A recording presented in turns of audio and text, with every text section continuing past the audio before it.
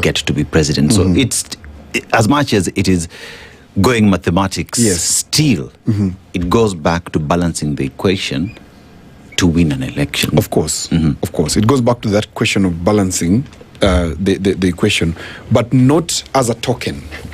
Now as a subject of math, to have an equation that is balanced, okay? Not to just balance the election, but to use it to balance your calculation into the presidency, okay? Now look at 2022. Some factors came at play. Number one, in this country, we've said before, and it is the fact up to this moment, and we're about to see it in 2027 being challenged with the Gen Z veto vote, which I suspect will have an impact. We've had it that 3 major tribes swing the elections of this country. Kikuyu, Luo, Kalenjin. Whatever 2 of these 3 swing on one side, then they will produce the president. Then that implies that the deputy president's position, as at now, unlike then, is swinging between these 3, and so far you've seen it swing between 2. It's become a duopoly. So that's the only challenge that we have, because initially, the deputy president's position, as then vice president, would go into a swing area. And majorly we would see it in Luhyaland, which is a swing vote area.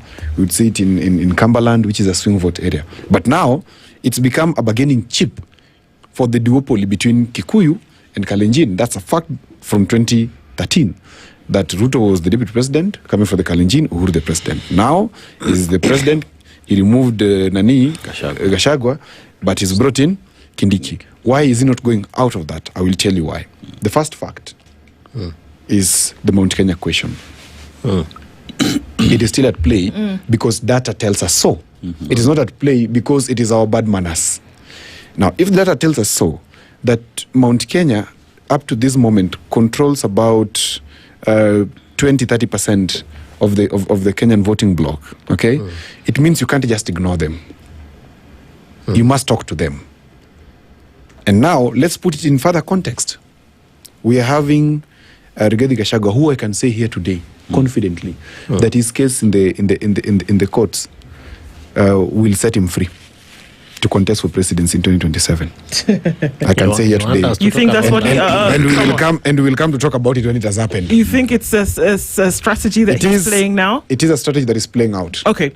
Yes. One thing that I want to ask, because we want to get to the 7 points that you talk about, because we're looking at those points that will actually, from what you say, will make up should be the things that a candidate should choose in his running mate. But before that, right now, people are playing Monopoly with this position, and they're saying, well, we have to have it, and it all came from the Tunataka power.